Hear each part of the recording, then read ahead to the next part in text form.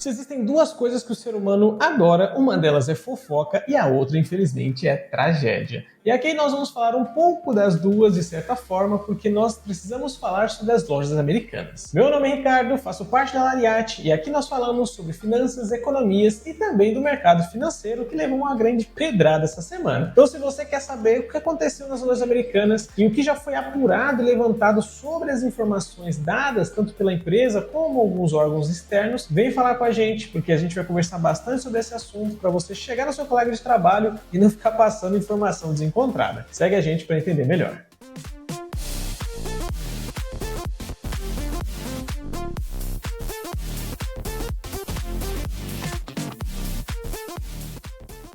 Durante essa semana, as lojas americanas deram uma facada no mercado dizendo que eles têm um rombo de 20 bilhões de reais. Pois é, se você já fica muito bravo com o seu contador quando ele faz alguma burrada no seu imposto de renda, imagina como é que está sendo a pressão em cima da galera do contábil e financeiro das lojas americanas, ou AMER 3, para explicar um rombo de 20 bilhões de reais que estão contando nas contas da empresa. Mas para sua sorte, você não vai precisar ler todo o relatório divulgado em fato relevante pelas lojas americanas para entender o que está acontecendo por lá. E vai comentar aqui e explicar tintim por tintim o que está acontecendo. Para começo de conversa e até para entender o caso, a gente precisa saber onde estão esses dados ou onde foram encontradas inconsistências que estão sendo apontadas. Para esse caso, estão dizendo que existem valores incorretos que foram colocados dentro do passivo ou das obrigações que a empresa tem para com terceiros. E sendo bastante específico aqui, essas inconsistências foram encontradas com os valores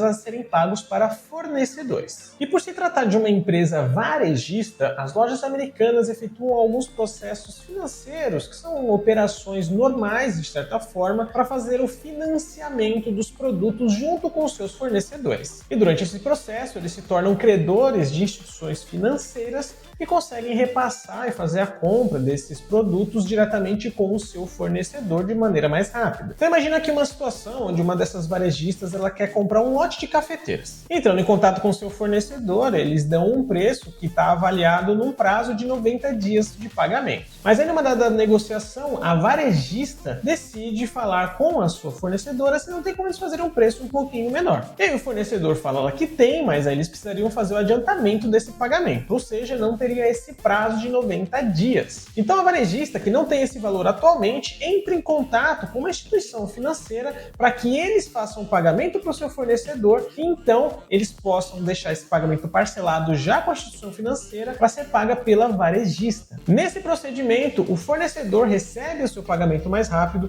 entrega mais rapidamente os produtos para a varejista e fica apenas o financiamento por parte da própria instituição financeira, que vai ser paga pela varejista. E esse processo todo que eu expliquei aqui para você se chama risco sacado. Apesar dele parecer uma puta gambiarra, ele não é muito diferente do que várias outras varejistas fazem aí no mercado. Pois bem, as lojas americanas estavam fazendo esse procedimento, que não tem nada de errado, e sobraria para eles apenas fazer os lançamentos contábeis corretos. E parece que é aí que a coisa se enrolou um pouco. Em vez de fazer os lançamentos de fornecedores mais de risco sacado, parece que eles se perderam aí no caminho e não estavam operando dessa maneira, não contabilizando as duas operações. E é claro que quando a gente fala aqui de 20 bilhões de rombo, nós não estamos falando de um problema que apareceu de um mês para o outro, até mesmo de um trimestre para o outro. Esse valor é maior até mesmo do que o próprio valor da empresa e leva a acreditar que toda essa inconsistência estava acontecendo ao passar dos anos e ninguém nunca viu isso daí. Ou se viu fazer vista grossa, ou se viu estava fazendo de propósito, entre várias opções e possibilidades. A gente ainda não tem como saber exatamente o que aconteceu, vai ser avaliado, aqui a gente só está especulando nesse ponto, tá? E é claro que o mercado não ia deixar essa fanfarrice passar ilesa. Na quarta-feira nós tivemos uma queda gigantesca no valor das ações das lojas americanas. A empresa que já teve algumas quedas anteriores, que estava com o seu valor de ação a 11,65, teve uma queda brusca chegando ao fundo de 2,60.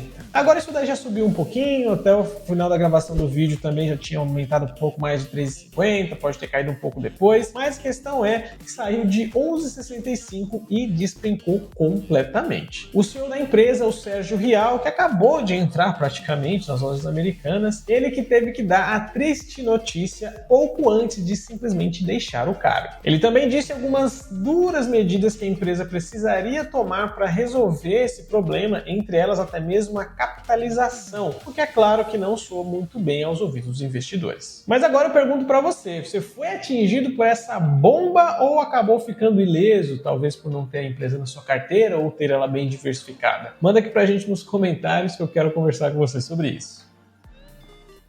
É claro que se você gosta do conteúdo sobre finanças, economia e mercados financeiros, considere se inscrever nesse canal, porque semanalmente trazemos informações a respeito do que está acontecendo no mundo. E não somente isso, nós fazemos vídeos também que saem todas as quartas-feiras falando sobre as empresas aqui da nossa bolsa, que também traz informação muito relevante para você que é investidor e quer conhecer mais sobre o negócio da empresa que você está investindo. Então confira o nosso conteúdo, se inscreve, deixa aquele like e o seu comentário que ajuda sempre a gente a melhorar o conteúdo que trazemos para vocês.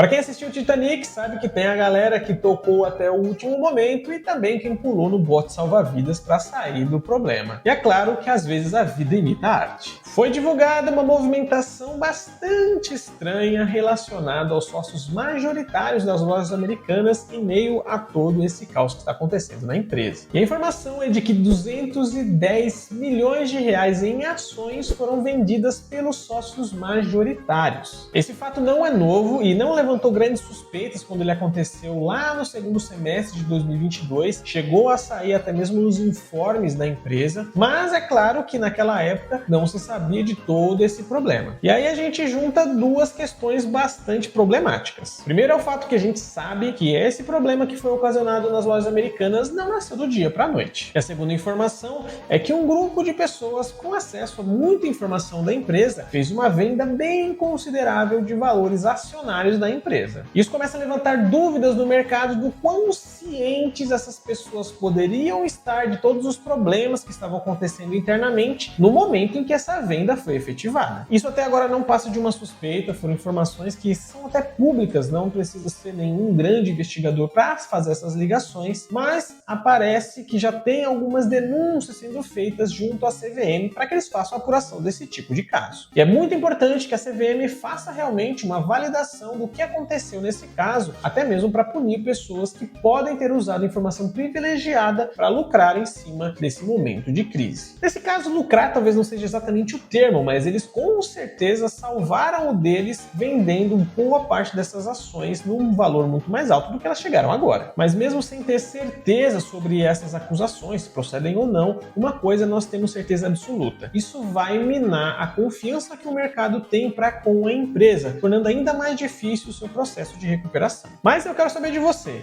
qual é a sua opinião? Foi falcatrua ou foi uma feliz coincidência desses sócios majoritários? Manda pra gente aqui nos comentários que eu quero a sua opinião.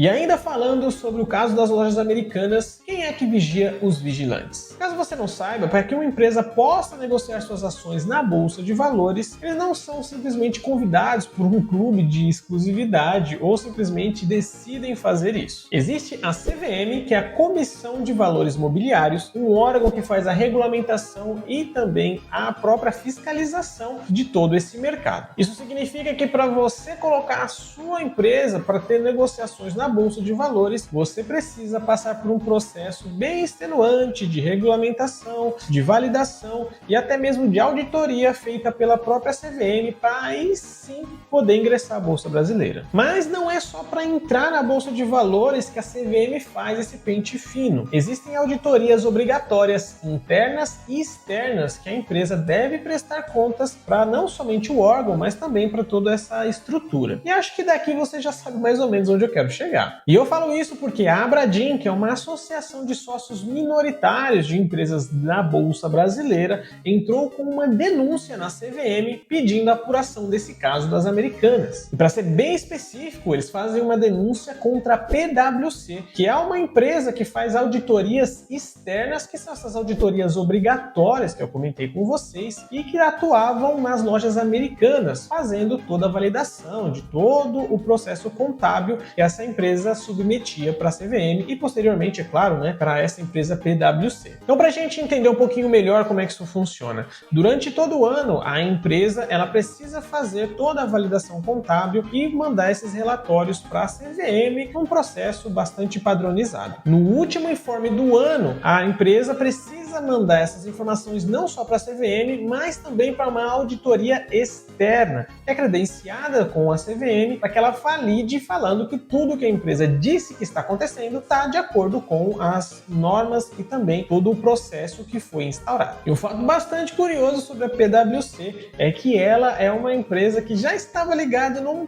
pequeno problema que a gente teve aqui no Brasil. Ela é a empresa que estava fazendo auditoria para a Petrobras durante todos os escândalos envolvendo a empresa na Lava Jato, o que bota aí na conta deles um problema bastante grande. E com essa denúncia, eu prevejo aqui uma briga bastante feia nesse sentido do que vai ser dado como responsabilidade da PwC e das lojas americanas. Aqui ninguém vai querer colocar o seu na reta. A PwC já estava falando um pouco sobre a transparência das informações que eram divulgadas pelas lojas americanas. Além disso, o próprio CEO, na sua saída, falou um pouco de como essas informações eram nebulosas. Por outro lado, as americanas estão com um nome bastante sujo nesse momento e vão usar qualquer oportunidade para tentar limpar um pouco a barra deles. Pelo menos é a visão que eu tenho. As minhas apostas seriam num pequeno jogo do empurra, onde cada um tenta jogar a culpa para o outro lado, mas é claro que o que vai definir realmente quem tem responsabilidade sobre isso são as apurações que vão ser feitas. Então vamos ficar de olho nessa história para trazer essas informações para vocês, até porque vai ser a CVM quem vai definir quem realmente tem culpa no cartório aqui ou não. Fica atento para os próximos capítulos.